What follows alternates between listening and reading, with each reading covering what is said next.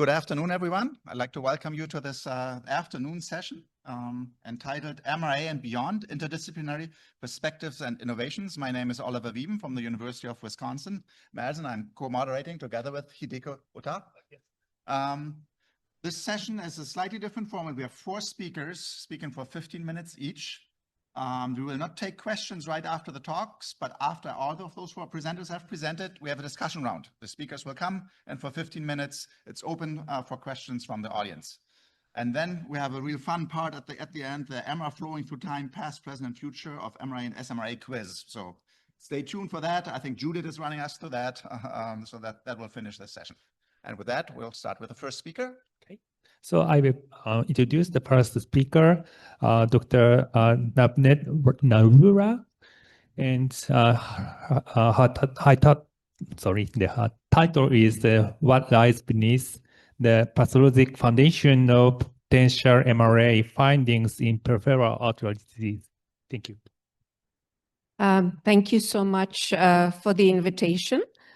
So the topic that I've been assigned today is what lies beneath the pathologic foundations of potential MRI findings in peripheral artery disease. And of course, I have nothing to disclose. So the progression of atherosclerosis in the coronary arteries is well known and is shown in this in this slide. So we have the non-atherosclerotic lesions, which are the intimal thickening and the intimal xanthoma. That intimal xanthoma has foamy macrophages but lacks extracellular lipid. So the first atherosclerotic lesion is pathological intimal thickening, which has this extracellular lipid, and this is a lesion that's rich in proteoglycans, smooth muscle cell, and type 3 collagen.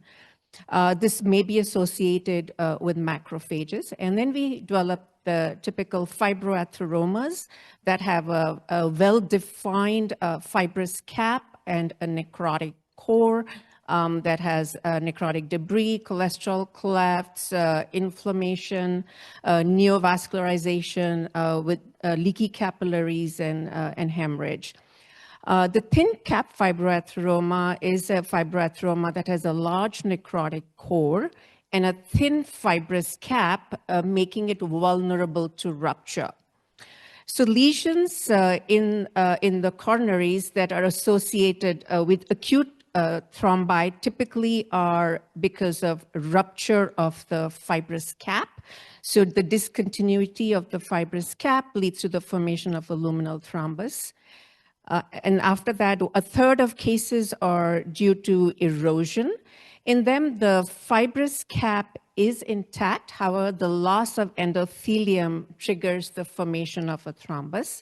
And the least common cause is calcified nodules. So here's a fibrocalcific plaque with these nodules of calcium. And, calcified nodule erupts through the fibrous cap and leads to the formation of a luminal thrombus. Let's see. So in contrast, in peripheral artery disease, lesions can be atheromatous, more so in the fem-pop arteries, which is femoral and popliteal, or they're simply thrombotic in the absence of intimal plaques, which is more common in the infrapopliteal arteries, which is below knee arteries.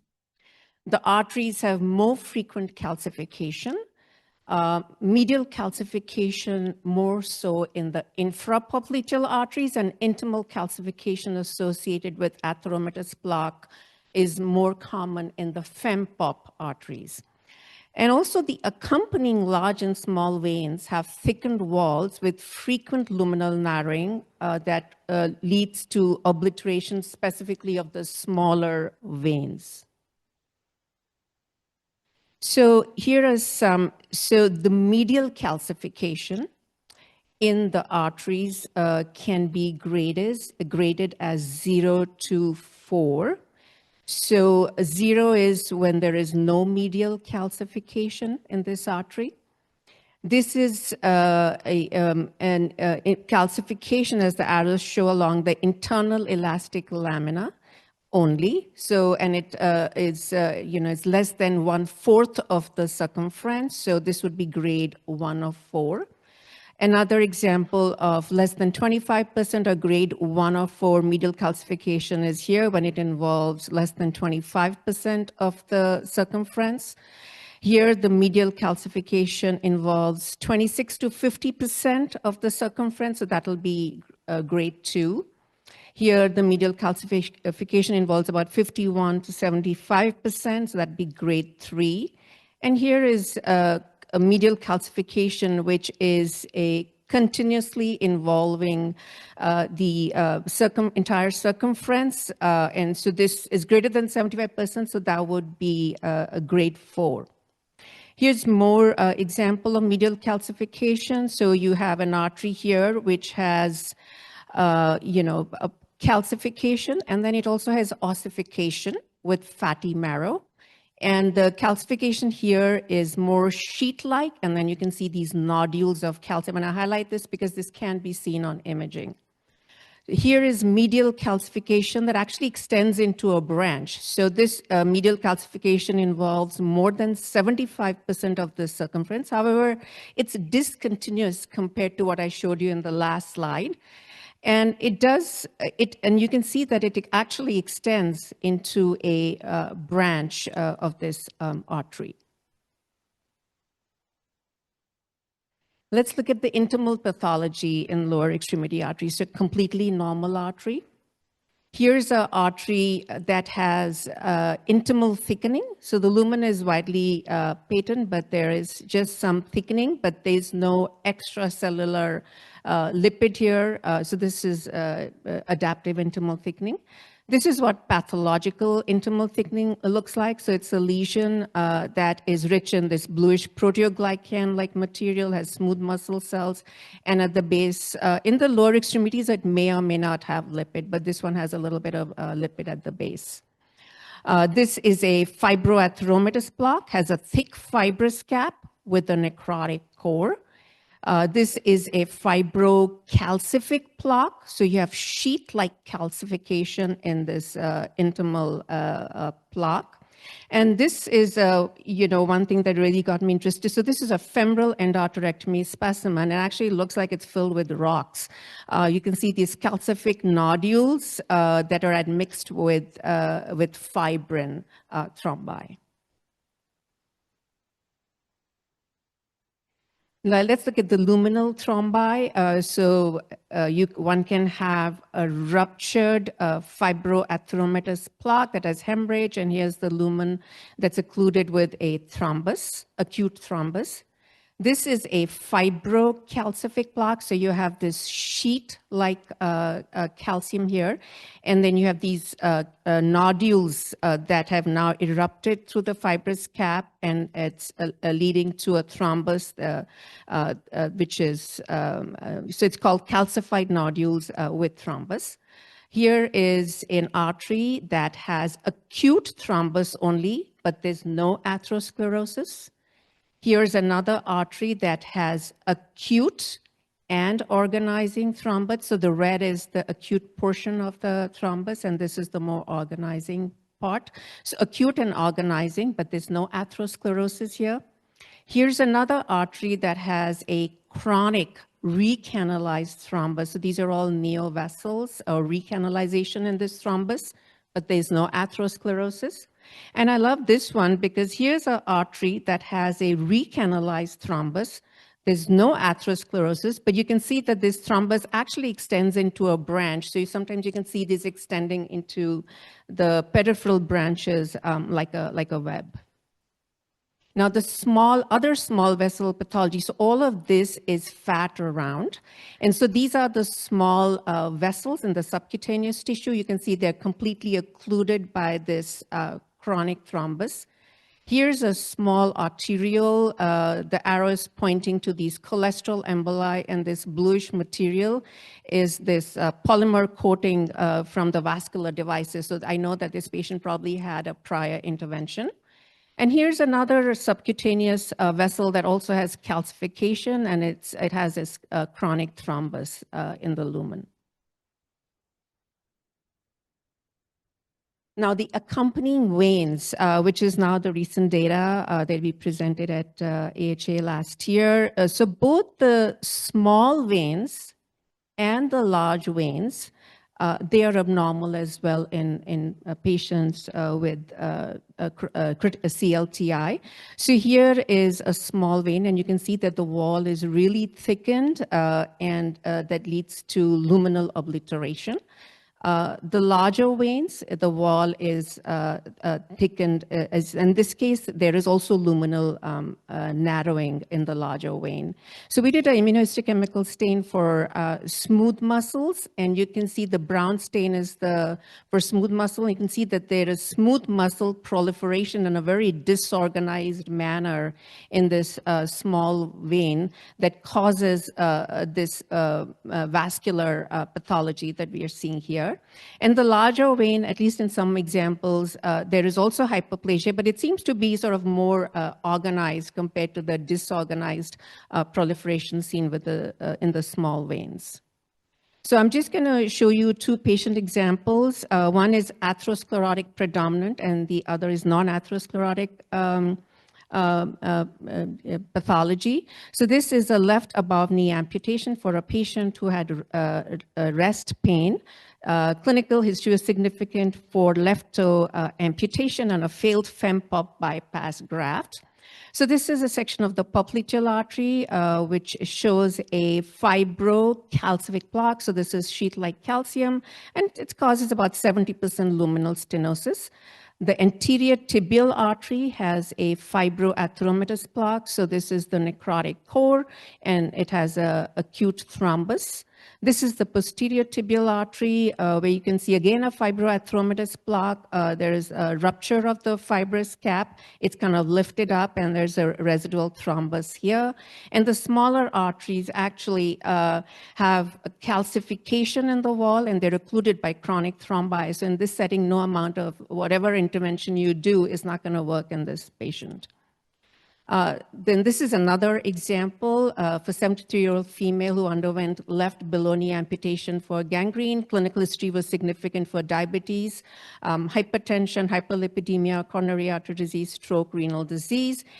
All the arteries in this particular patient, the posterior tibial, anterior tibial, peroneal, and dorsalis pedis are occluded by these chronic recanalized thrombi in the absence of atherosclerosis. And actually in the posterior tibial artery and in the peroneal, as you can see with these blue arrows, you can see evidence of repeated layered recanalized thrombi that happened in phases. And you can see the wall here has, this particular artery has ossification. So this is bone involving 50% of the circumference. This is almost completely has half of it is calcification, half of it is ossification. This artery has calcification, and this is again both part calcification and ossification. So, so let me just, now let's see how these path findings correlate with the MRI images.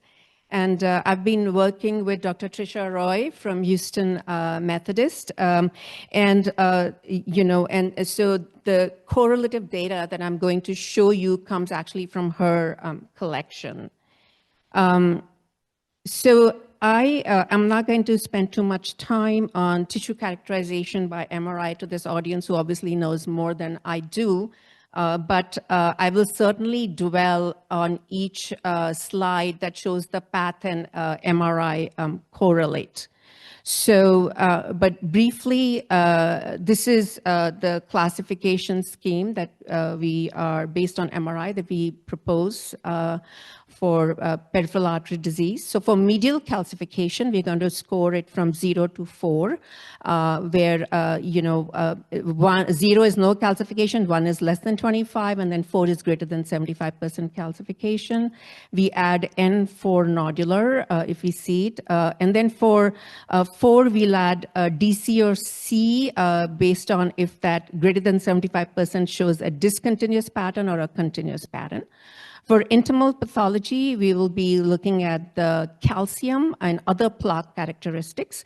So calcium, we will be looking at, whether it's present, if it's micro or punctate, fragments, sheet, or nodular. And other plaque components that we can assess by MRI would be dense collagen, loose collagen, or proteoglycan-rich, and then lipid and fluid. When we come to the lumen, we are going to be assessing for the lumen, diameter from 0 to, which is none, to 5, which will be total occlusion. And then the thrombus, if present, can be, is it chronic? Is it acute? Is it associated with calcified nodules? And if it's absent, it'll be 0. And similarly, the veins will be assessed for all of those characteristics. So let me show you some examples. So here is the histology images, but I'm going to concentrate on these because I actually love these MRI images. So here you can see that for medial calcification, it's continuous, right? So it is more than 75%. So this will be a 4C continuous. Then for intimal plaque characteristics, for intimal plaque, we have a shade of gray and blue here, and this is vivid green and white. So the white here is for the lipid, and then this gray is sort of the looser fibrous tissue. So this is a fibroatheroma. Then the intimal I don't see evidence of any calcification in the intima. Then we come to the lumen diameter. It's about 25 to 50%, so it'll be 2. And there is, for lumen thrombus, there's none. Okay. Here is another example. So this start with the medial calcification. Again, continuous, so it's a 4C. For intimal plaque characteristics, I see the calcification, right? So this is actually, so you see it here, and it's continuous here. So sometimes the intimal and the medial calcification, they kind of blend with each other. So here is a sheet of calcium in the intima, and here's a little fragment of calcium protruding here. So, and then there's this shade of a gray, which corresponds to the blue. So this is a fibrocalcific plaque, and the calcification here is fragment and sheet-like. And then when you look at the lumen, it's a total occlusion, and it's occluded by an acute thrombus. Please summarize, because of the running time. The time is running, so please summarize. Okay, I'll do it really fast. This is I'll just talk on one. Here's a and just I'll do this one and then conclude. So here's here you can see there's no medial calcification here. You can see some little black areas here. So that's micro punctate calcification. It's got a little bit of the white, and then you have the sheet like calcification here. And I think again here with this very smooth edge, there's probably a bit of medial calcification. So I called it a 1. Then based on these colors, it's fibroatheromatous with calcification, which is punctate and sheet. And then we have a total occlusion, acute thrombus. So I have 3 other examples, but I'm going to sort of just conclude because of the time. So thrombotic occlusion with insignificant atherosclerosis in large arteries and in distal small vessels is the predominant underlying pathology in PAD.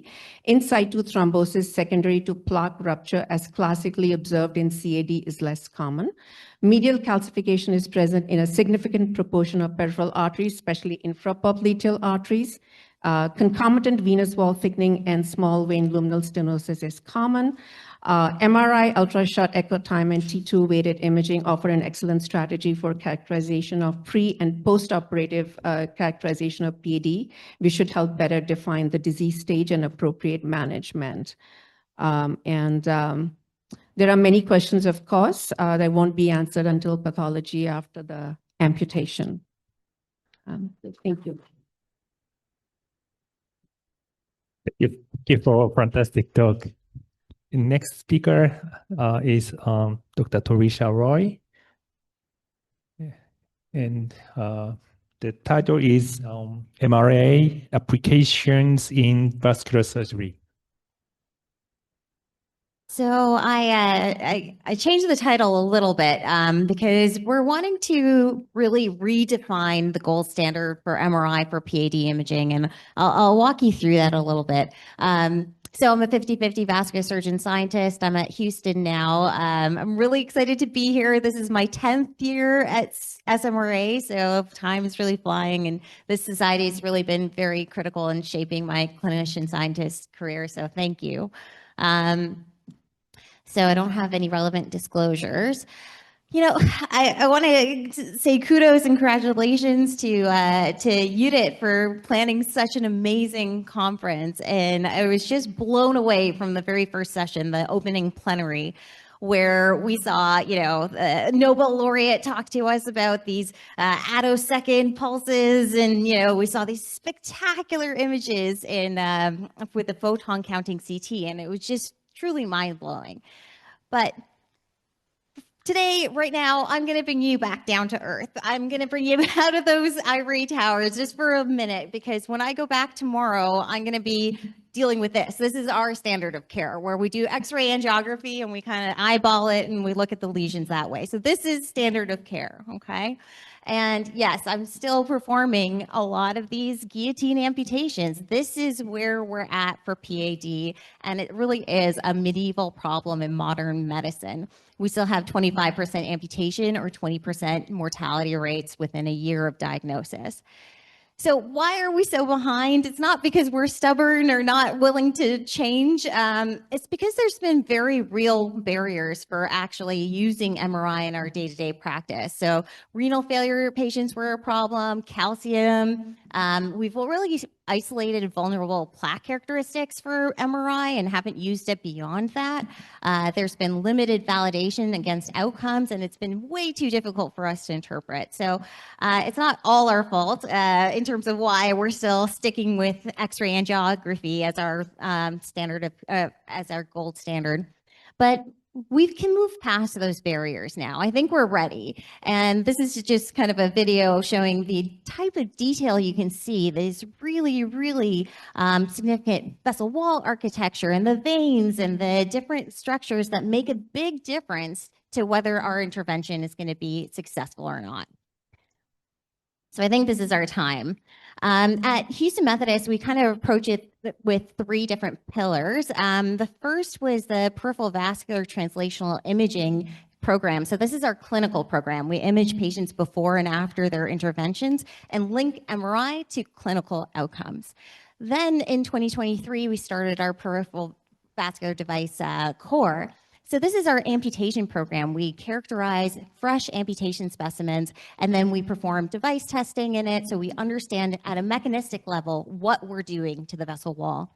And then this year, we started our peripheral vascular biorepository. So it's a really rich resource where we have over 150 cadaveric limbs. We have imaging and histologic correlation. So that's a lot of the work that I'm doing with the Drs. Nurulas, both of them.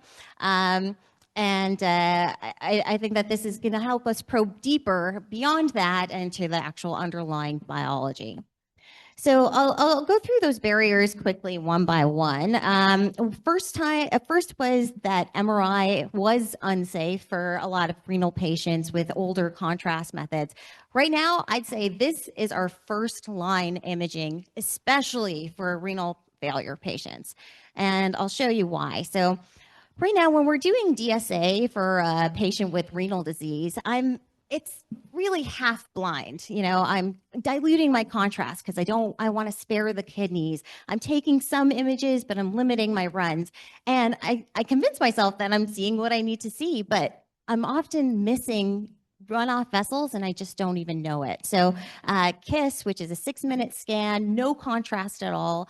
You know, you're able to see more of these patent vessels and you're sparing the kidneys. And so that's become my first line imaging for kidney patients. And not only that, it's really transformed my practice because this is an example of where you have, it looks like this patient has no runoff, nothing going to the foot. And yet there's this widely patent dorsalis pedis artery, but it's just not lighting up. This is the difference between somebody who's going directly to an amputation versus one where I can potentially try to cannulate that dorsalis pedis or even do a popliteal bypass, something along those lines if needed. It becomes a salvageable limb, and that's the type of information we're missing right now. And not only that, when we looked at our patients, we did this in 94 patients, about half of them didn't even need a DSA afterwards. So we're sparing them an invasive procedure as well. And so I think that we're trying to follow CT a little bit in the coronary space about how we can move away from invasive to non-invasive imaging with this approach.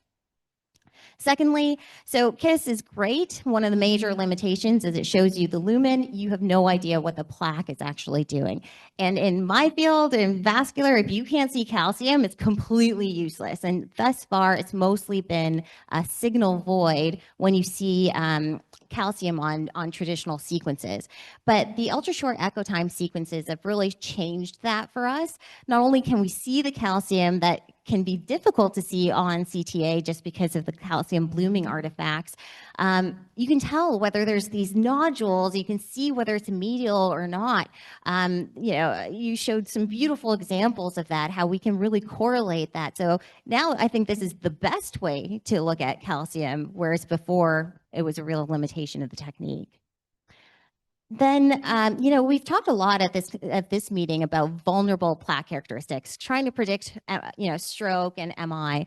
And for PAD, it didn't seem like it made sense to have those kinds of plaque characteristics to look at because it didn't affect our management.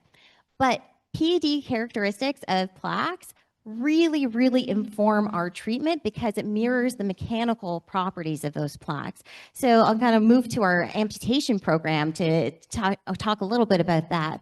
So we talked a lot in this meeting as well about how the MRI signal behavior really mirrors how difficult it is to get a wire through a blockage, and that's the rate limiting step. That's the most common mode of immediate technical failure, and that can be predicted with MRI.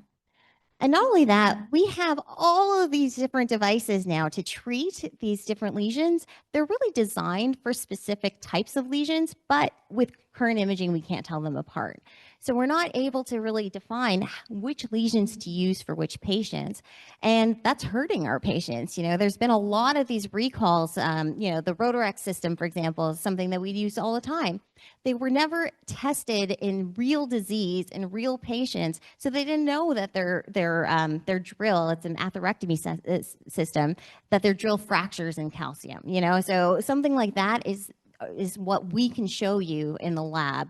And so we do this in real disease, real complexity, and can show you under the microscope what your device is doing and which lesions are going to be most appropriate. So it's not just showing you the problems, it's about using those failures as a blueprint for innovation. These are some examples. We have some plaque modifying balloons that we're working on. This is a steering catheter that we're developing with Graham Wright as well. And I think that having this information can make these interventions safer in the future. And so that's kind of the goal for us. We want to change the global standard so that we're no longer putting out devices that are going to be unsafe in our patients and try it out. We want to know what it does and when it's going to be indicated. Right now we have an AHA award as well for this type of project. And so I'm very lucky to be supported to continue that work. And then finally, so MRI, another thing is linking it with clinical outcomes. That's key. And that's been pretty limited in the space before.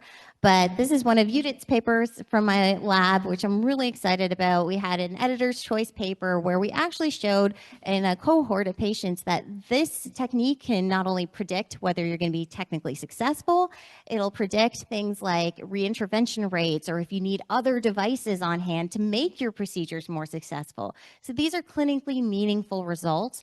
And it was the basis of our R01, where we're going to be validating this prospectively in 100 patients going forward. Now, MRI, it's too hard to interpret. And this, I would say, is still a major barrier. Nothing is worse than when you're, in your clinic and you're pulling up MRIs and you see a million sequences popping out at you with funny names and you have no idea where you're looking to find what you need to know. So I think we still need to work on making this really, really obvious and very usable for us in the clinic. And this is where we can use AI to help us. We have this rich resource with the biorepository, as I mentioned, and that allows us to train some of these AI algorithms. And we have real gold standard histology with which to train the models so that we can do that in a powerful and accurate way as we're going forward. So this is a little bit more about our repository. So it combines electronic medical data, imaging, ex vivo imaging, histology, and more recently, we're starting to incorporate spatial transcriptomics because I think, we have all these different drills and lasers and things like that for calcium. None of it works. We need to target this before the calcium develops. We have to target it when it's still reversible, and that's what we're looking at here. So just like in the cancer space, we want to know what the transcriptional activity of these lesions are. This is an example of very small focus of calcium, and we see that there are some specific genes that are upregulated that may be a target in the future to arrest this process so that it doesn't progress to what we're having to deal with today. So this is just why I think that we're ready. MRI, I think, can and should be the gold standard. I think our patients deserve that kind of rigor when we're planning their procedures. But we definitely need more help. We need your investment as well, your engagement, and trying out these techniques, using it with us, and we'd benefit from your expertise as well. So this is my contact information there as well. And just really, it's been such a pleasure. So thank you so much for having us. Thank you for great talk. Thank you so much, Trisha. We come to our third speaker in this session. It's Dr. Vivek Muthurangu from the Institute of Cardiovascular Science at the University College in London. And the title of his presentation is Small Vessels, Big Insights, MRI in Pediatric Care. Thank you. And it's a real pleasure to be here. I'm not a usual attendee at SMRA. I just looked back at all my slides, and I came to MR Angio Club in 2003. So this is it's been a while, so a couple of decades. So small vessels, big insights. So a common adage in pediatrics is that children aren't just small adults. We shouldn't treat them as small adults. But when I look at an angiogram, and I'm a thoracic guy, so if I'm looking at an sort of thoracic aortic angiogram, I can't really tell if it's a child or an adult, okay, unless I can see the age in the corner of the screen. They look very similar. And yes, there are some different diseases, and maybe we could get some insights from some rare pediatric diseases. But I actually think that the main insight we can get from imaging children is not what we image, but how we image.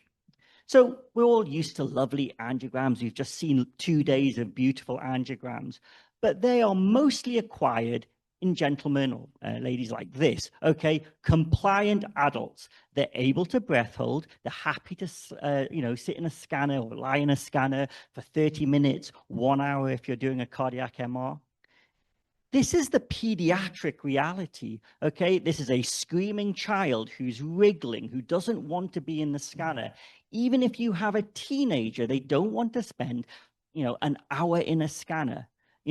Certainly when I got into MR, the only way you could image children, certainly under 8, was with anesthesia, and that's not without risk.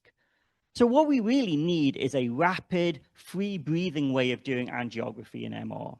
Now, look, for the last 20 years, people have been doing all sorts of cool, exciting MR physics, non-Cartesian imaging, CS, massive amounts of undersampling. And yes, that can get you exactly this, rapid, a few minutes, free breathing sequences. Here's a version that we have. Sorry, I'm a Mac guy. None of my videos are working, but this is a time-resolved angio, so you can reconstruct it both as a time-resolved angio and as a cardiac-gated cine. Takes 3 minutes. Brilliant. Okay, but the problem is this is only available in our institution. It's an in-house sequence, and that's the case for most of these sequences that you see. And even if you do get your hands on the sequence, usually the reconstructions are just incredibly intensive. Either you get a cluster linked to your scanner, which is not usual, or you sit there for an hour waiting for reconstruction, which is not clinically tractable. So we need another solution. We need a more democratic solution that we can use with children, but really it's a little bit like anesthetic cream. Children always have anesthetic cream when they have cannulas or blood taken. But do you know what? It would be nice if adults could do that. I don't like my blood being taken. I'd be very happy if someone put anesthetic cream on. Okay, it's the same here. Adults don't like breath holding, and they don't like being in the scanner for 1 hour. They just grin and bear it. Maybe that is the big insight from pediatric imaging. So let me give you a few examples. So congenital heart disease, this is the sequence that really gives us everything. A 3D cardiac gated, respiratory gated, whole heart non-contrast MRA. An absolutely fantastic sequence, beautiful imaging. It takes 10 to 15 minutes to acquire. Okay in an adult, but a child is not going to stay very, very still for 10 to 15 minutes. So yes, you can do all the cool undersampling CS non-Cartesian, but that's not available. Is there a way we can democratize this? Is there a way that we can make this available to anybody just with their normal whole heart sequence? So this is a sort of amuse-bouche for the next session. This is going to be a quite DL focused talk because deep learning can help us here. Here, 2 whole heart sequences. Obviously, the one on the right is acquired at low resolution. It's blurry. It's not very nice. But you can do that on the scanner. You can reduce the resolution on the scanner trivially, and you can massively reduce the scan time. Most children can manage to lie still for 2 to 3 minutes. Now, you might say, well, that's a blurry image. I can't make diagnoses from there. We can easily use ML to make that look much better. So we can do some super resolution. And actually, we have very, very good agreement in vessel measurements. So we've a third of the time, we still get good diagnostic accuracy, you still get good diagnostic confidence, we still get good measurements. And that's something you can do at the scanner, and that's democratizing this sort of imaging. We've heard a little bit about gadolinium already. And we can argue about whether gadolinium, what are the risk-benefit sort of things in children. Okay, it's unusual now in renal patients. Yes, there's this issue about brain deposition, but I'll tell you this, parents are really worried about this because they read the papers and they say, I don't really want my child to have gadolinium that's depositing in the brain. So these are big issues. We really want to try and reduce the amount of gadolinium that we give. So here's a good example. So here's a high dose MR angiogram.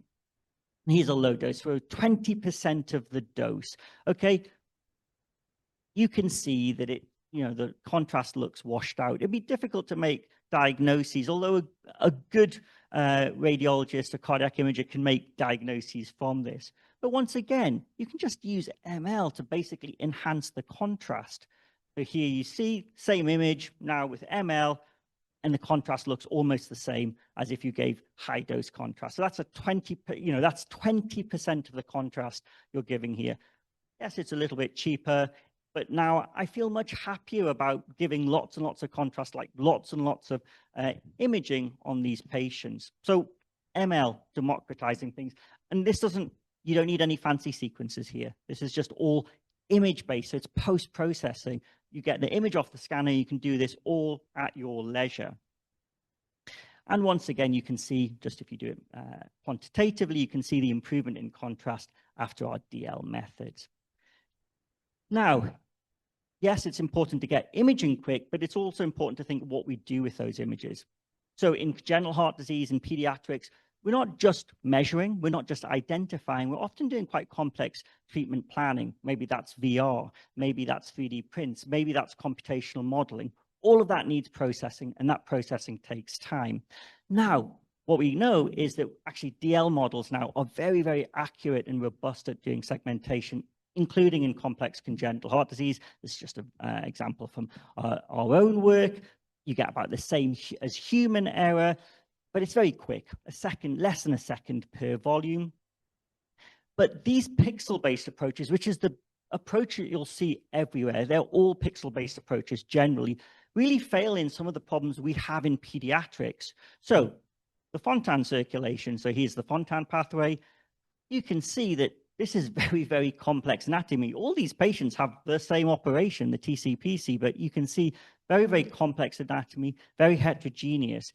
If you try to do very conventional pixel-based approaches here, you get something like this. This is using the sort of gold standard pixel-based approaches. You get an image which is really not acceptable. Or you have some metal work in. So in congenital heart disease, we're always putting stents with valves or just stents or whatever into the heart. And just let this play through slightly. So you can see that the pixel-based segmentation is working really, really well. So aorta, PAs, and then boom, it's gone because this patient has a percutaneous pulmonary valve implanted. Okay, there's no signal, so a pixel-based method will not do any segmentation of that area. But we know that there's PA there, okay? We know that there's pulmonary artery there. So we need a slightly different approach here. So these are mesh-based approaches, and this is a method we call image to flow, but it's based on something called mesh to formnet. And really what this is a hybrid of a graph convolutional network and an image-based convolutional network. So what we have is our mesh, a template of the PA, and that goes into the network. And what also goes into the network is features from the image, just using a normal image convolutional network. And what that does is it helps deform the mesh so that it matches the patient's specific anatomy. So we take those image features from the data, and then we just sequentially deform the mesh until it matches the patient anatomy. So what we're trying to do is constrain the problem. Rather than actually classify a pixel, we're saying, can I make this pulmonary artery fit the patient's anatomy? And actually, by constraining the problem, you get some real benefits. So, for instance, here's the pulmonary artery. So this is just an image to mesh. I'll explain why we call it image to mesh rather than image to flow in a minute. And you can see, compared to the UNet, which is the normal pixel-based approach, it's a nicer looking pulmonary artery, nice flat sort of inlets and outlets, just a nice smooth mesh, which is excellent if you're doing VR, it's excellent if you're doing computational modeling or 3D printing. But what about those situations where pixel-based approaches really fail? So here are our Fontans, okay? And you can see the image to mesh approaches, they work, all right? And that's because they have a template of what a TCPC should look like. They have an anatomical prior, okay? So they work in these really complex congenital heart diseases. And they also work if you have stents in, because they want to do a whole pulmonary artery. And you can see here, nice segmentation of the whole pulmonary artery, including the stent, which is a problem we always see in children. But it might be in the peripheral arterial system. You put stents in there. It might be all sorts of things where angiography is really important, but you also have metalwork or you have complex anatomy. There's a timer. Yeah, sorry. Okay, sorry, I'll just go back. So the last bit about this is not image to mesh, this is image to flow. What we can also do is we can actually initialize that mesh with velocities, with pressures, and we can actually estimate sort of flow fields that we would normally estimate from computational fluid dynamics directly from the image. So this network, all it takes is an image and a template we've created from sort of an average population. So if we go to this, What we're trying to do is basically get rid of this whole process for doing computational fluid dynamics. That's really, really important in congenital heart disease. We always want to do some sort of simulation to see if our actual intervention will help. But that takes 25 minutes minimum, okay? Often it can take hours and moving between different types of software. Using this sort of technique, we can do the whole thing in 650 milliseconds. You put an image in, so here a 3D whole heart, 650 milliseconds later, you get flow fields and patient-specific anatomy. So about less than 10% error, you can see here the flow and the pressure. And what's really interesting is the network allows you to change the inlet velocity. Oops. Right.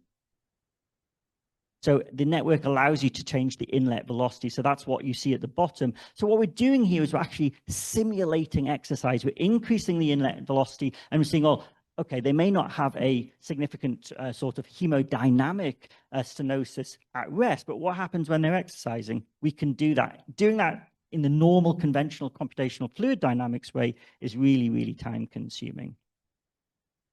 So I just wanted to finish off with a more sort of unified approach to some of this. It's all about trying to democratize this. And actually all of this data, as I'll say, is it's all open source. All this software is open source, all trained on open source data. So everyone can use it. I think that's really important. So imagine you got a cine stack sagittally across the heart. And maybe you use some sort of real-time technique to do that. So if you use a real-time technique, I said not all of these videos are playing, but this is a real-time cine. It might only take 40 heartbeats to cover the whole heart if you did 20 slices. Now, what you could do is you could sort of concatenate those together. So 2D is great because it's fast. You have very, very high contrast. But of course, you've got motion because this is acquired in free breathing. And you've got really low resolution in the sort of slice direction. So that's not useful as a 3D cine, but what you can do is you can take whole heart data, you can simulate low resolution, so you can simulate a multi-slice 2D acquisition, and you can simulate respiratory motion. You can then do motion correction using DL, you can do super resolution using DL, and let me show you how this works in real life. So this is a prospectively acquired data. You can see the motion. If you look at the septum, those things that look like a little bit like multiple VSDs are just because of respiratory motion. So first of all, you can fix the motion artifact. Then you can super resolve. Because all of this underlying training data is actually already segmented, you can automatically do all the segmentation. So once again, this should be moving, but it's not. This was all done in less than 1 minute because DL is very, very, very fast. And it's agnostic to the type of real-time you use. So we used our own flavor of real-time, but this is just the real-time that came directly from the scanner. So it's not very high temporal resolution. It's a bit noisy, but everyone has access to this sort of real-time, and it works just fine. And so this actually, we have a, you want to, if you have anonymized volunteer data, we actually have a website you can send this stuff up to. We don't, because it's all open source. So pediatric MRA. MRA is actually quite difficult in children. And if we want to make it easier, what we need to do is we need to make it fast and free breathing. But we need methods that are easy to deploy and easy to process. And I think that's where DL is really democratizing that. And finally, I just wanted to put up a little thing. This is our GitHub. A lot of our reconstructions are there. They're all open source. If you're interested in using them or getting advice on how to use them, you don't need to collaborate with us, but we're really happy to. We just want this stuff out. We want people to use it. We want to make children's scanning a little bit easier, potentially make adult scanning a little bit easier as well. Thank you.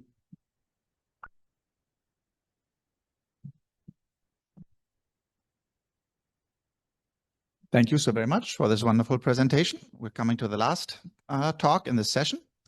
It's going to be given by Hildo Lamp from the University of Leiden in the Netherlands. It's an industry-sponsored talk by Philips, and the presentation is entitled Free Breathing, Non-Contrast Isotropic Cardiovascular 3D Cine MRI, fulfilling Vivek's wishes on free breathing acquisitions. All right, thank you very much for the introduction. So I'm from Leiden in the Netherlands. This is not AI, this is a real picture. So I can point to the hospital where we are. So this is the hospital. This is some research building, but this is really the situation, how it is. Beautiful to visit, I think.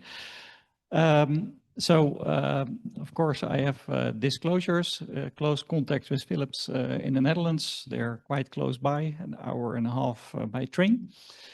And everything in this conference is mainly focused on MR. So I like to start with CT. Because this is a problem for all of you. Because, of course, you know that coronary imaging is beautiful with CT. You can also do that dynamically today with even very low radiation doses.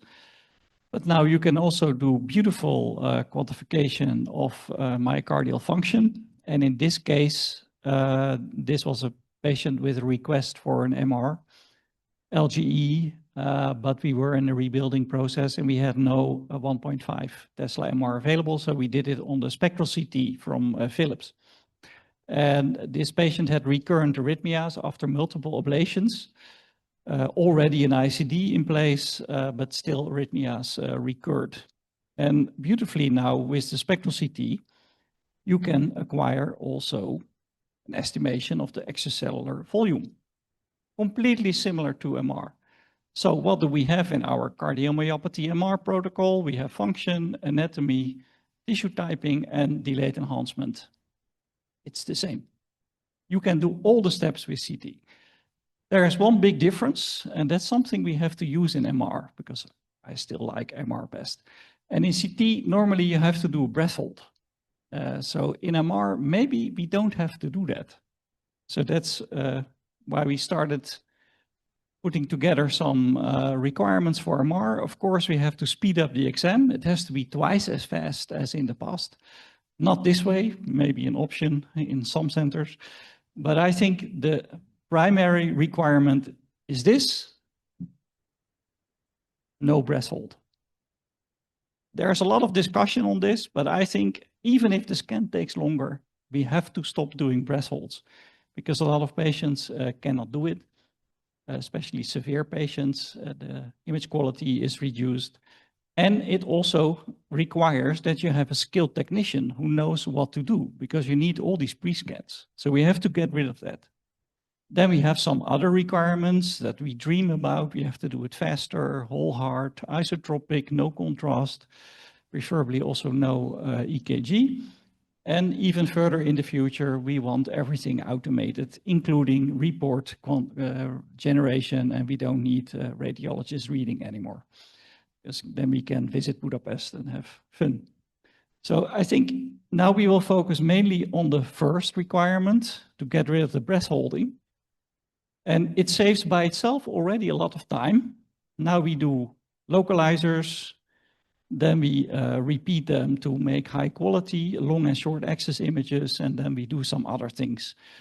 If we can avoid all these localizers and just do a 3D cine, we have anatomy, we have function, we don't need planning, we don't need a highly trained technician. And if you want, you can do perfusion and viability. And this whole thing can be done in 15 minutes, so that halves our current scan time of 30 minutes. So this is, for us, an important goal. We chose in the first implementation for still Cartesian sampling, but then in a spiral pattern, the famous Casper. We mainly followed the method of Prieto from 2015. And it's also a free running acquisition with oversampling of the center of K space. Therefore, you can reconstruct a sort of self-navigation signal around the K0 profile. So it is in essentially, it's a sort of similar protocol as seen before with respiratory self-navigation, but still with Cartesian sampling. And it has big advantages for reconstruction speed that makes it more closely to clinical application. From all this, you can combine it with the EKG signal and decompose the breathing pattern from the EKG and heart motion, and then have a sort of still frame acquisitions, and then you combine all the images, and then you have a 3D movie of the heart. We did this on a 1.5 Tesla without contrast, initially in volunteers and one patient so far. Normally, we combine these two scans in the clinic. This is the standard multiple breath hold approach, and for the aorta and other anatomical structures, we use the Dixon 3D technique. So altogether, this takes about 16 minutes to do the function and anatomy of the aorta or the valve or something else. And we tested two different levels of resolution, isotropic 2.5 or 2.0 millimeter.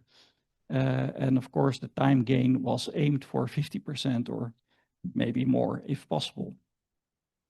So this is how we scan it. This is in the sagittal direction, an unplanned volume block positioned on the heart. And afterwards, when the patient is already out of the scanner, you can do the reconstructions. Now, I do this by hand, but of course you can do this with AI automatically. And yeah, I think as you can see, the blood myocardial contrast is quite okay for a 3D sequence. That's the challenge for a non-contrast 3D. And also the resolution is quite acceptable. And yeah, you can imagine if you have congenital heart disease or other problems, you can focus on different reconstructions, not short axis, but transverse or RVOT or any other view you like. This is the standard short axis view. Yeah, I think the quality is quite acceptable for a scan time of around 5 minutes without breath holding.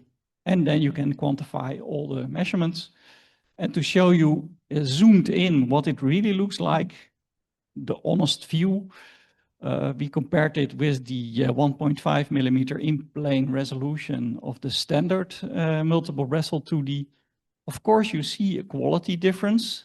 It's a little bit blurred, but we can go up to higher resolution also in the 3D application, but that takes more scan time and more reconstruction time.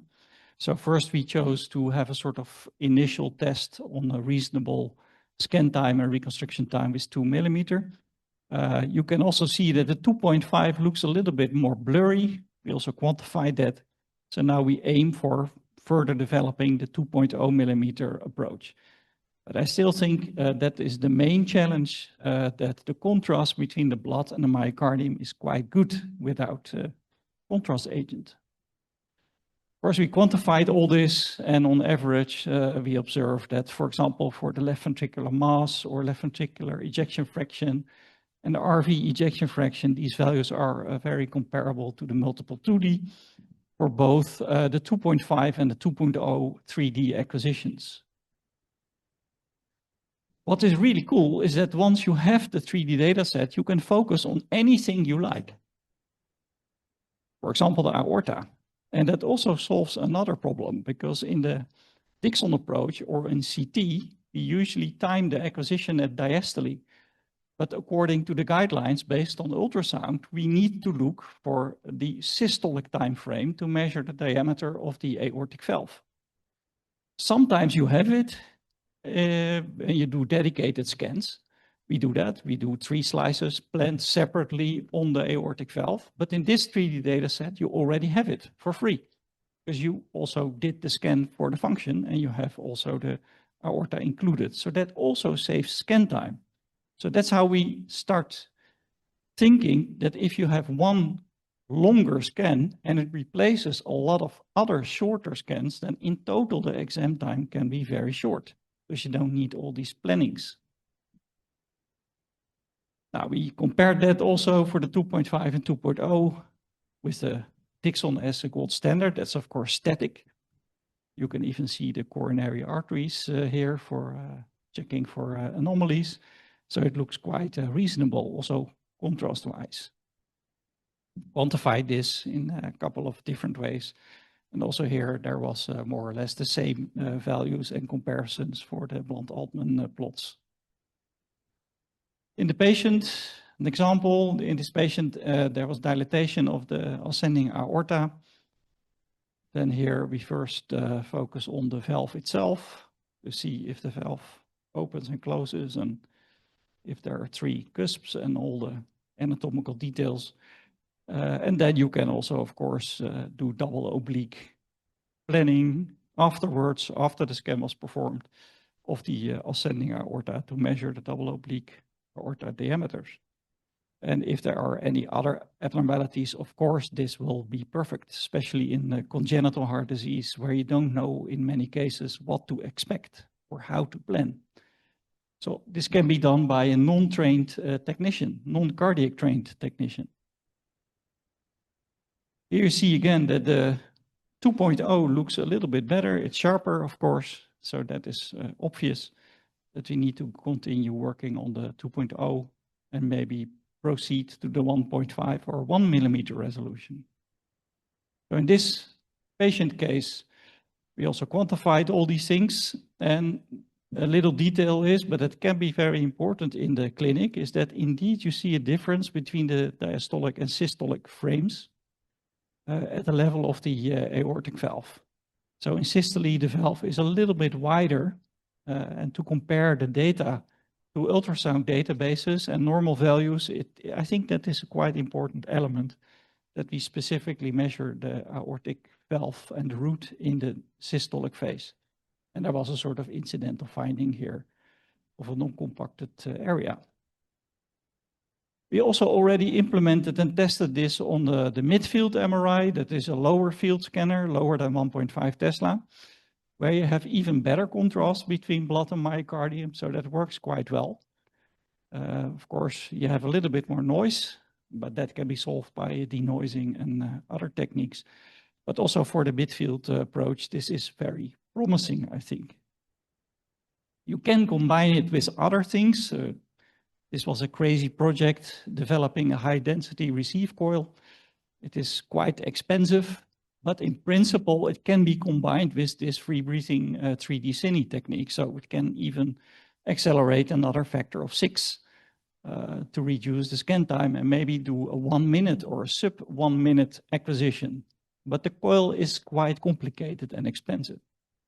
Simpler solution is to look more into compressed sense and smart speed techniques. It's now called Precise. That is the next step in the AI-based reconstruction. And a final step can be Precise Plus, or maybe the marketing will come up with some other names. But in effect, it is the same as other solutions with denoising and super resolution.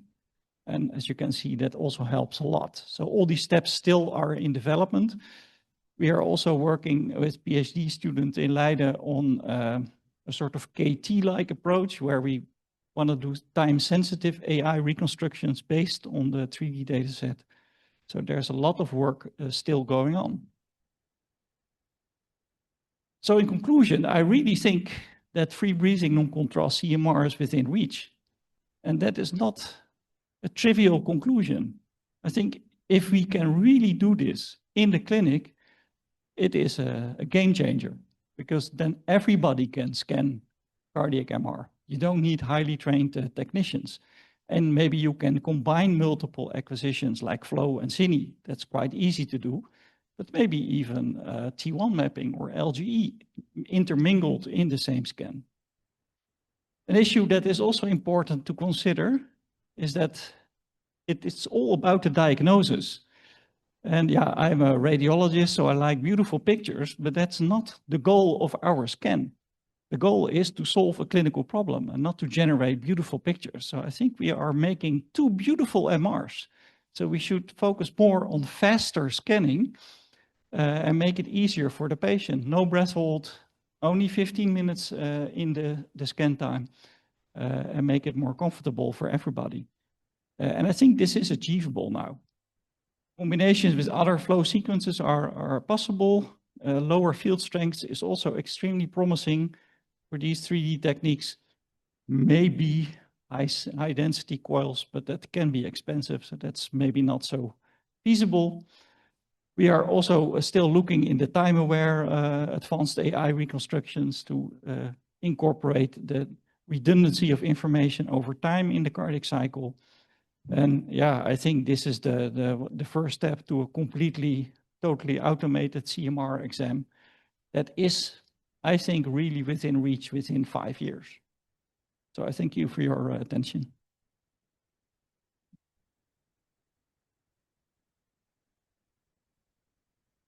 Thank you so much. And with that, I'd like to ask all the speakers, the 4 speakers that we had in this session, to come down here to the podium. I want to open up the session for questions from the audience.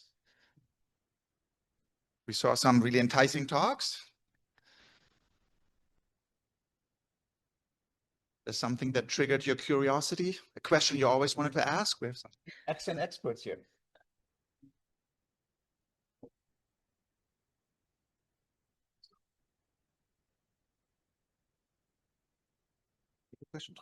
Yeah. Okay. So I have questions to Dr. Randa Tricia, right? About the PAD diseases. Like I actually honestly I saw so many the pathologies of the PAD part for the first time, because I know about the heart and the cardiac diseases, but but the thing is that it's a long segment.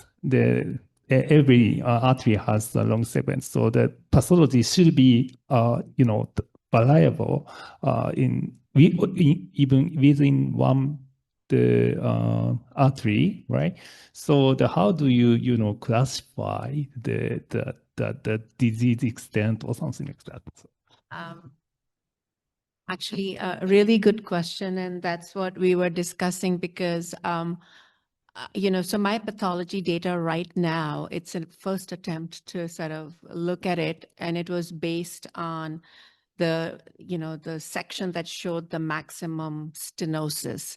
But I think we really have to look at it, along the entire length based on the imaging and then come up. So I think that's work in progress along with Dr. Roy.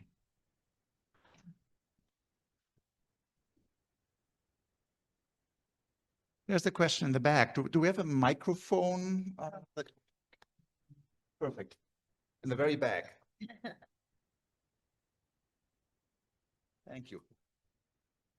Yeah.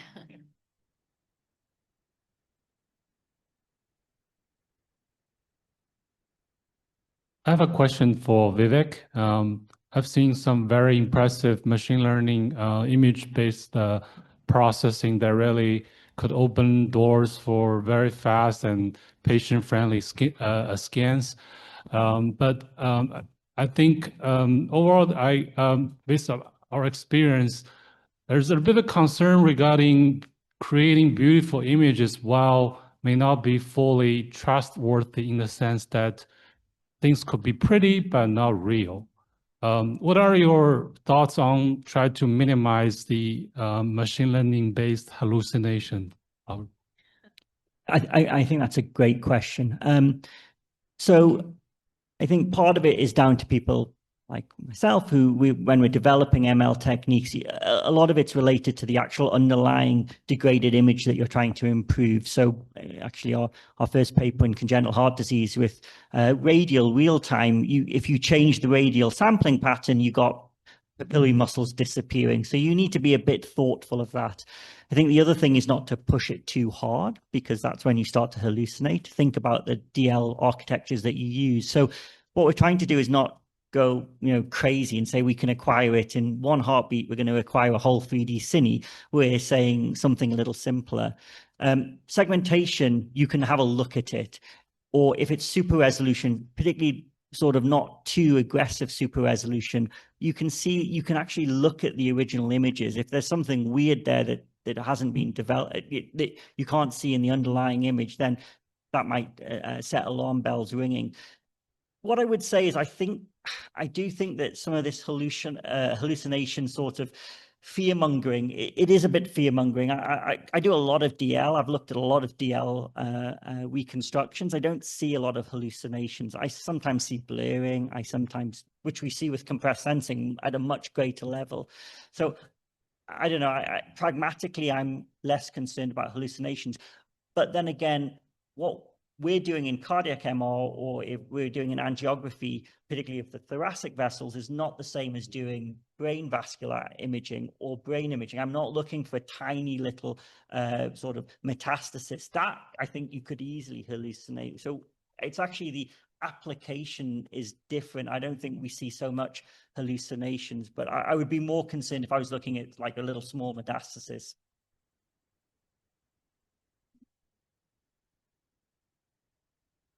We'll start with one. Jun? Yeah, this is I have a question for Dr. Narula. It's a very interesting talk. I think from a vascular imaging's point of view, they all look at stenosis. It doesn't matter which artery it is, right? And then you are, from a pathology point of view, you pointed out that the coronary lesions versus the peripheral lesions, the nature of the lesions is very different. Can you also comment about the carotids and intracranial arteries? What do you think from the pathological point of view?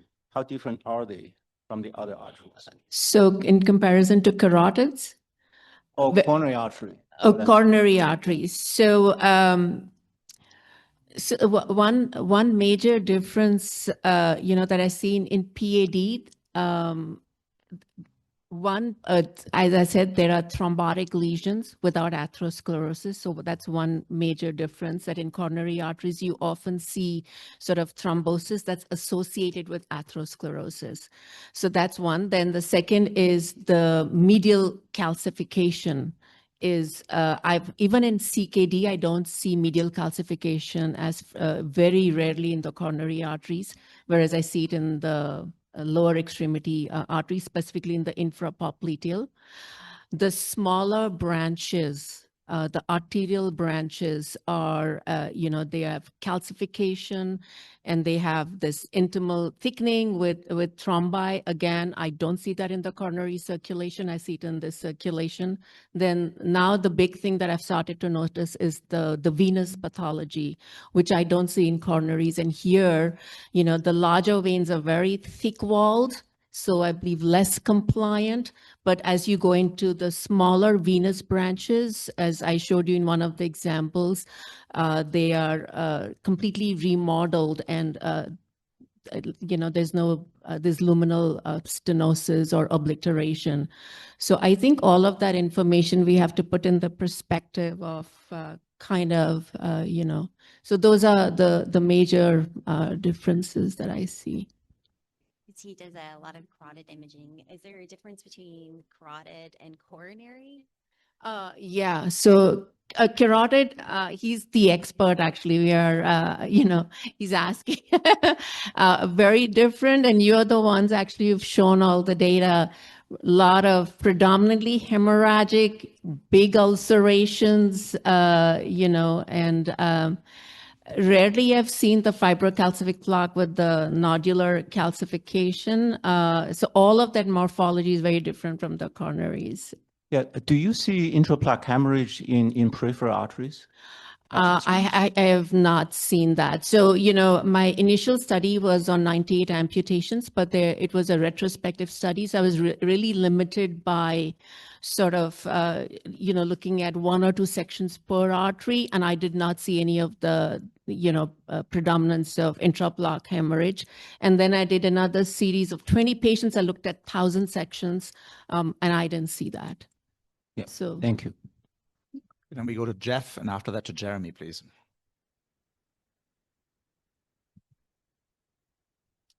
Yeah, thank you. This is probably more geared toward the last cardiac speaker, but maybe anyone can jump in. We've seen a lot of really beautiful free running, free breathing cardiac techniques. And I believe you said that, like, maybe it's time to think about implementing this.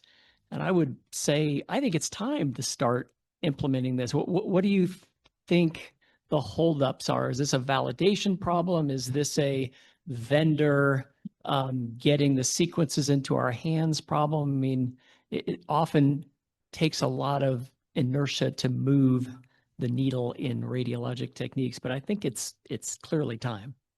Yeah, it's exactly the question we have to ask now. I doubt a bit if I've seen a lot of beautiful free-running techniques. I think not. Most of them are not so beautiful.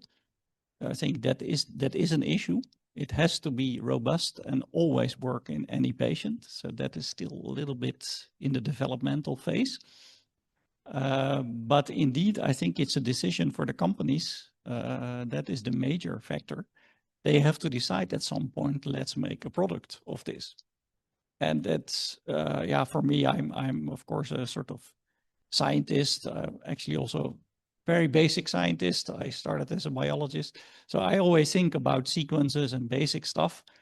And I don't realize enough how difficult it is to go from a scientific result to a product. So there's a huge trajectory in between there. So I think that our job of you is to show the companies that there is a potential candidate to bring to the market as a product.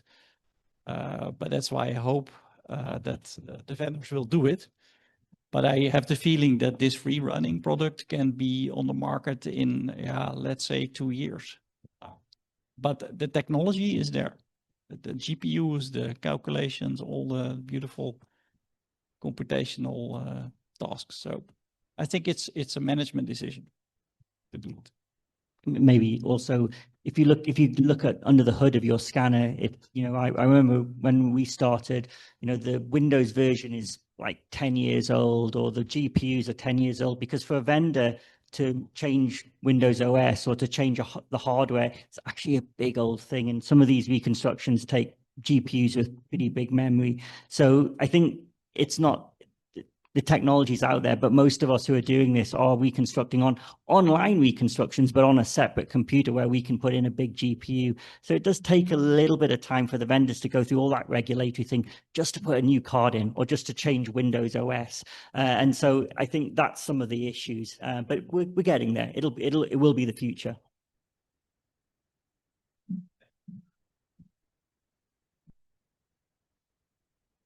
Thanks. A question for Hildo.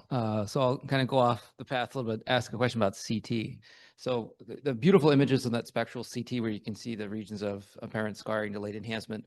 Do you guys give more contrast for that? Is there anything special to do with the acquisition? What's the timing and the delay that you do to optimize the image quality for those folks who might not have access to a 1.5T? Yeah, that's of course hard to give an honest answer, because I am a big fan of MR. I've been doing that for 30 years now. But I'm actually shocked how beautiful the spectral CT is. And I think we have to take that into consideration of what we do in MR. We really have to be aware of the competition, because the CT is an acquisition time of 8 or 9 seconds. You have all that in 9 seconds. So what are we doing with 30, 45 minutes scan time MR? That is hard to compete with. So I think we have to focus on specific applications. For example, when you do delayed iodine enhancement, that's a separate extra CT scan. So that adds those. Also, you have to wait for 7 minutes. So it prolongs the CT acquisition time. But altogether, you can still do the whole exam in 10 minutes. So that's why I'm pressing also a lot in Philips and to other companies that we have to come up with a CMR protocol of 15 minutes, that you can really do door-to-door time 15 minutes, 4 patients every hour, because then we are competitive with CT. And so far, CT is still always with breath holding. That is a problem for many patients. So if we can come up with a fast, short door-to-door time and no breath holding, I think then maybe we can still be competitive. So, but it's an important factor that we have to be aware of, what's happening with CT. Thanks very much. Then a quick question for Dr. Roy. So when you're trying to engage your vascular surgeons to embrace non-CT angio for lower extremity peripheral occlusive vascular disease, and you've gotten beautiful MR images, how do you shift the ordering practice for them to consider that for appropriate patients? So our practice is not to do, nobody orders CTA for peripheral just because it's kind of useless because below the knee, you can't see anything. So right now people are just going from duplex ultrasound direct to DSA. I'll say after they see if it's actually been with the residents because I'll do cases with the residents and they'll be like, wait, what? There's nothing there. I'm like, no, that vessel is there. Did you look at the MR? And then the next time they're with my chief, they're like, we should get an MR. And so that's how it's actually been kind of growing amongst my group. Actually, it was like through the residents who work with all of us. So they kind of shifted the practice for us.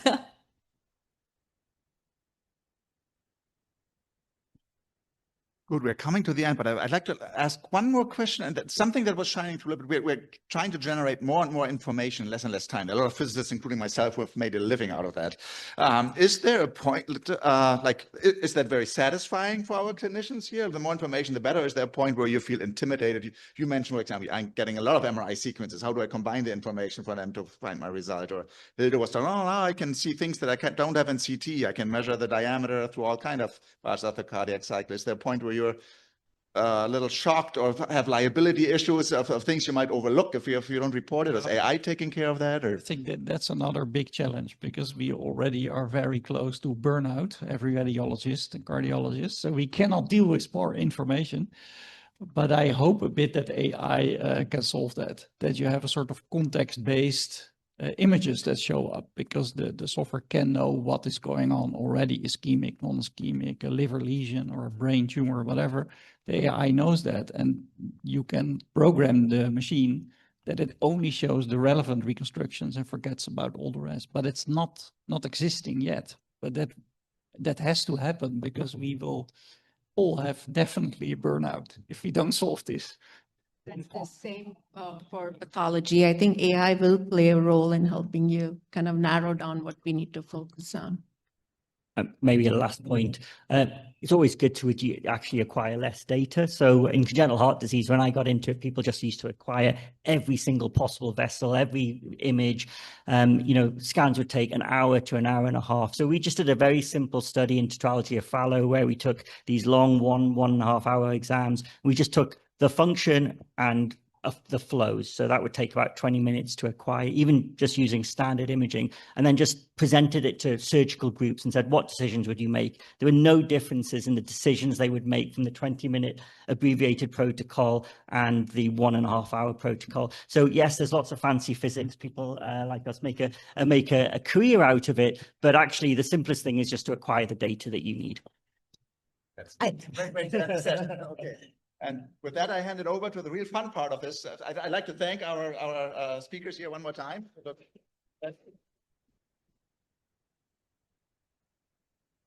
And we're switching to the SMRI quiz, and I think Julian is leading that, right?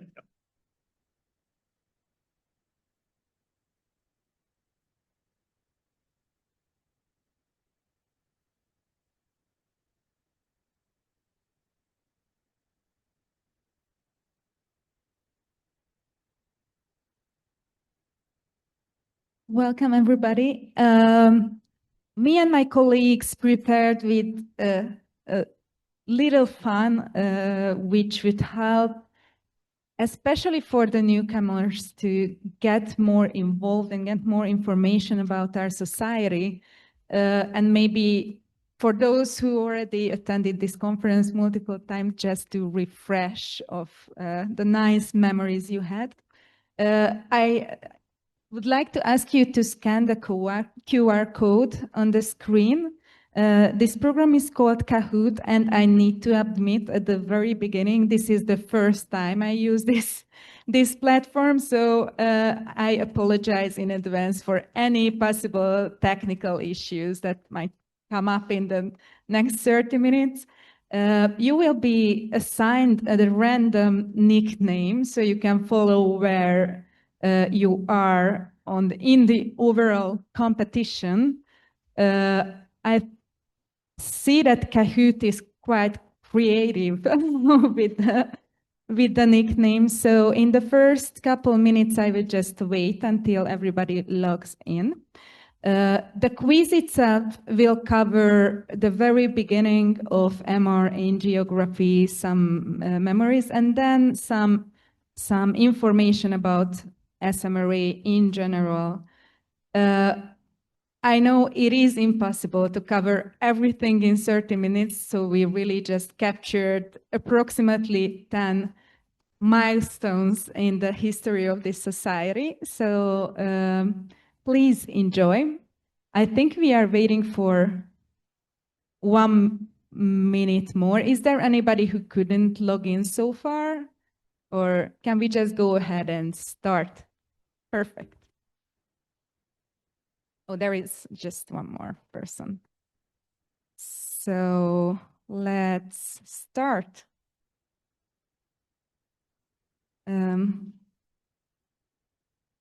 First, just a historical backdrop for MR angiography. If you attended today's sessions, some of them might already be some of you might already be familiar with everything. I think I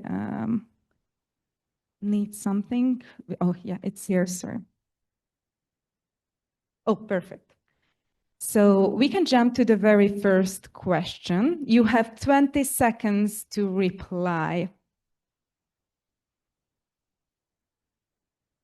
Which was the first year when a patient was given Magnavist, which basically provided us, was a very, very foreground of starting contrast-enhanced MR angiographies. I know the music can be somewhat annoying, so but luckily it's not too loud. So it was 1983, it was quite early, and it wasn't the most popular answer, but most of you guessed correctly, actually. Heading towards the next question. I think something, oh. So thrilling BOA is the first on our score list. It's not only what you answered, but how quickly you answered the question, so be careful. Jumping to our next question, how long did 3D phase contrast MRA take from the moment the patient entered the magnet until images were viewable in the early time? So where they started doing 3D phase contrast MR angiographies. Now we all know that it's quite a quick measurement, but at the very beginning, it took 19 hours, 1 hour of acquisition, and the data processing lasted for 18 hours. So luckily, we don't need to wait that much to get the images nowadays. Let's see how, oh, Speedy Koala, but Thrilling Boa is doing well still. Speedy Koala was somewhat speeder for the second question. Next question. Which year saw the first published whole body MRA study on a rolling table platform, AngioSurf? Most of you might be familiar with this technique.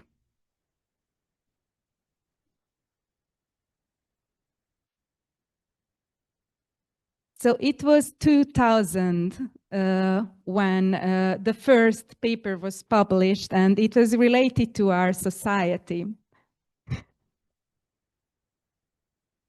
So, and also it was the AngioSurf with the rolling taper for the whole body MRA, but actually Martin Prince published earlier on whole body MR angiography, aortography, and all the branches. So it was the AngioSurf publication. Let's see how the scores. Oh, somebody joined the team in the competition. Diplomat Griffin is the first currently. So who developed the 3D multi-slab time of flight MR angiography technique?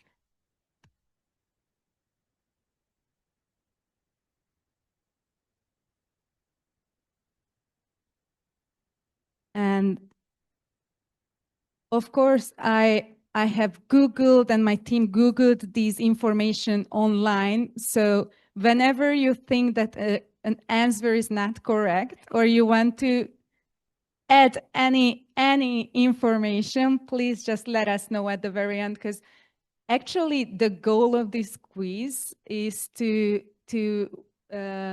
collect fun stories looking back to the history of our society. And at the very end, we are planning to collect photos and stories and maybe even doing a small handbook of the society. So we just wanted to make you look back to the last 37 years. So it was Dennis Parker who developed the time of flight MRA technique. I think it's quite close. New names are keep coming back, coming up to the top. And who brought gadolinium enhanced MR angiography to clinical utility in 1992 at Massachusetts General Hospital?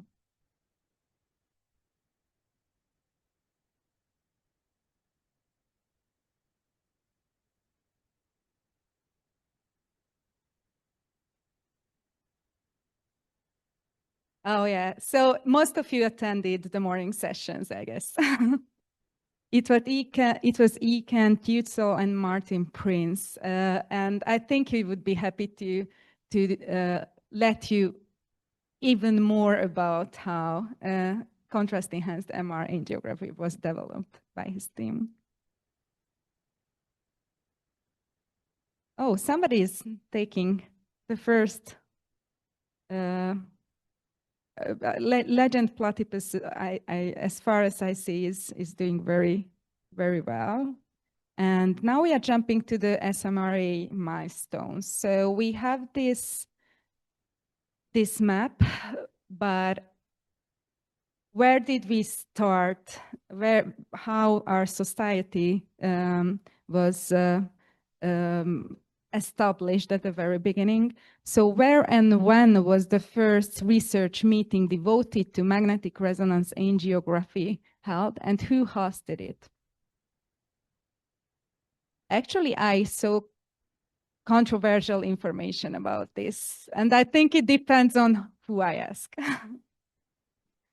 Yeah, so East Lansing, USA, that's where James Patchen hosted one of the meetings, but actually Roberto Passariello also had a meeting in 1989 in L'Aquila, Italy.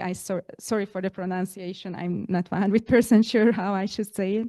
So it was Italy and Roberto Passariello, who's obviously a very big person in our society. Just a couple things that I'd like you to remember of. He was from Rome, Italy. He was a trained radiologist, a very, very influential one. And he was the president of ECR. He was the president of the European Association of Radiology. A lot of Italian societies in MRI, and he was eventually awarded the ECR gold medal in 2003. So he was an outstanding figure and made a very, very huge impression on MR angiography. And one of the SMRE awards is actually named after him, in honor after him. So jumping to the next question. Who was the earliest president of the society?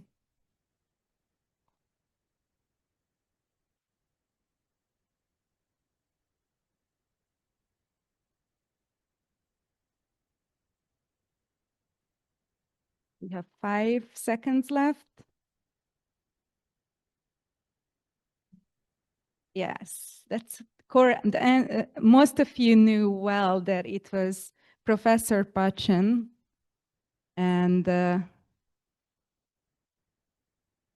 some thoughts about his work. He had got his MD degree from Wayne State University, and he worked at Johns Hopkins at the University of Washington, but he was the chair of radiology for 25 years at the Michigan State University. And he was an excellent mentor, an excellent educator, and a huge researcher. And probably he hosted the first MR Angio Club meeting, but as I told you, it depends who we ask. And we are very, very grateful for both Professor Passariello and Professor Pachin for their impact on MR angiography.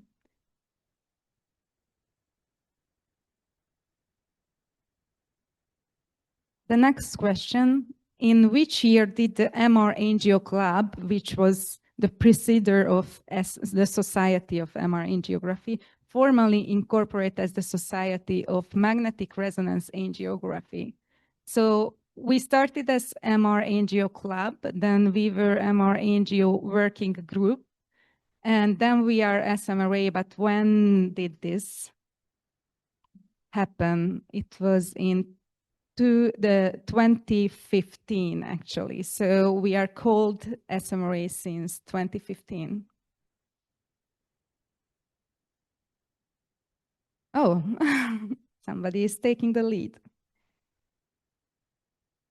In SMRA's numbered conference series, which meeting was first held in Asia? As you already saw, we had meetings in Italy, we had meetings in the US. There were multiple different locations in Europe and in the US throughout the years. But which was the first year we hosted our event in Asia? Yes, it was 1995, as early as 1995, and it was in Matsuyama, Japan. All of the other locations are also correct. So we had a meeting in 2023 in Sendai, Japan, and we had a meeting in 2010 in Seoul, South Korea.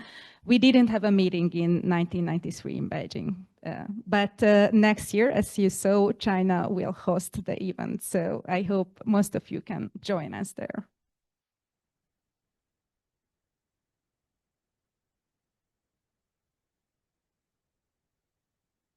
So which conferences were held virtually? I think it's quite easy to guess, because these years affected everyone's life quite tremendously. Yeah, it was 2021 and 2020, actually. And still, SMRA had their meeting, had a wonderful scientific program. And at 2021, the Society tried to host the event face-to-face, but it was 2022 when UCLA could eventually host the meeting, but in 2021 and 2020, it was virtual.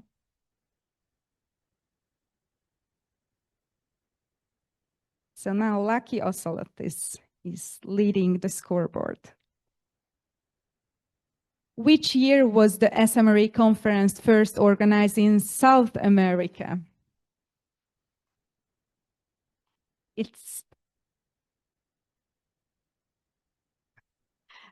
I think one of the answers is kind of misleading. I apologize for that. Yeah, so in 2024, there was another milestone after having a meeting in Europe, having a meeting in North America, having meetings in Asia. The first time it was hosted in South America was by Claudia and Renee. We had a wonderful meeting. So this year we had very big shows to fill with Budapest and with the Budapest team.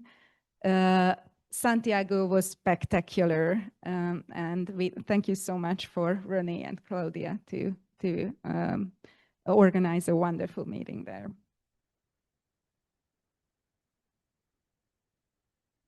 Next question, which year the SMRE annual meeting conquered Africa?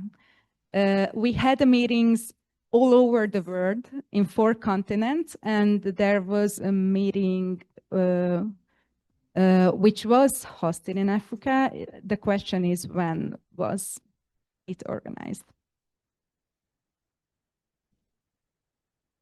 Exactly. So it was in 2017.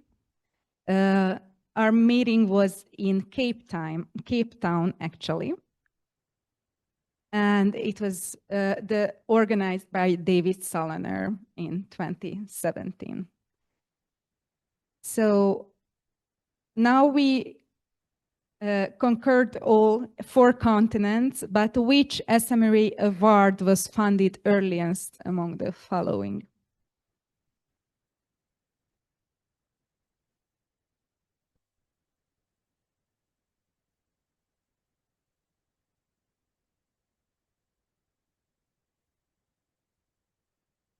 The Pacham Passariello Award, which was made in honor of the 2 previously mentioned SMRE professors, was the one that was founded the earliest in 2016. And as we are here, I'd like to raise attention to our newest award, the SMRE Corporate Grant Challenge.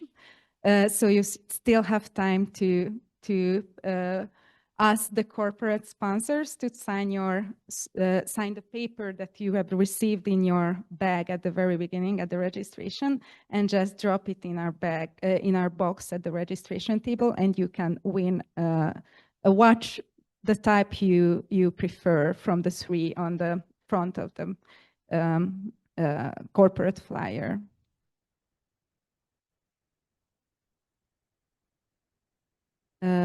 For how many years have Joanne Langford and Janet Wallace been responsible for conference operations? So this is our wonderful, wonderful SMRE administrative team, Janet, Joanne, Anna, and Jessica, who are doing an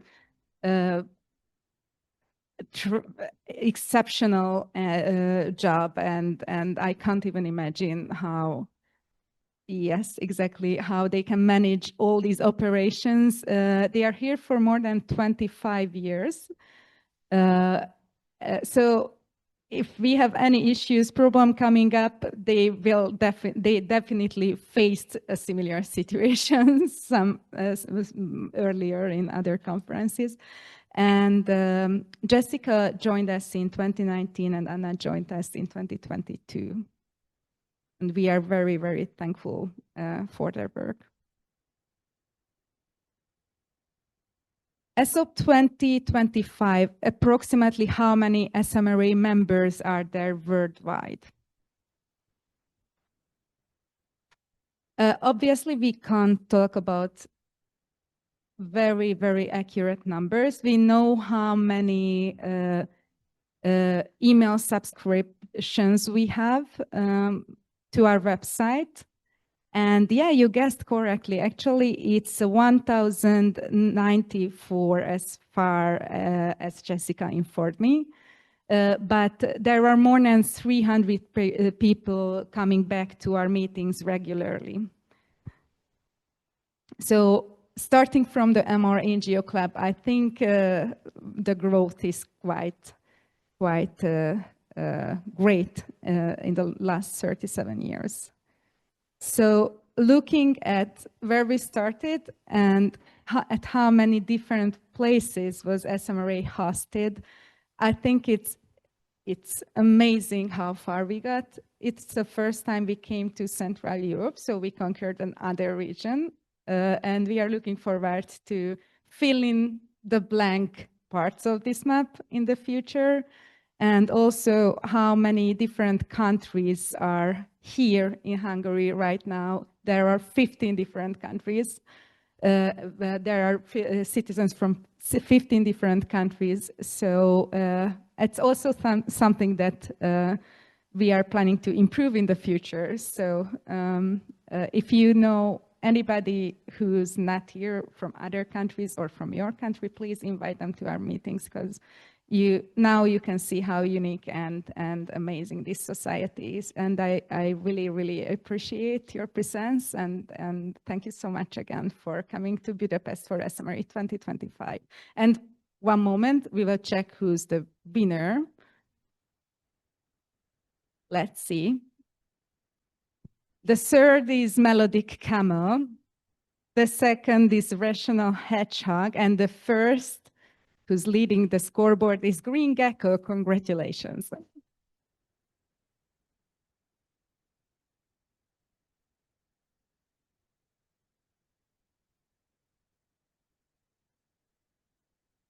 Who's Green Gecko?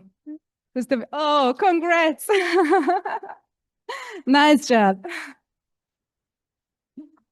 Thank you. And I think we have a coffee break coming up. Enjoy.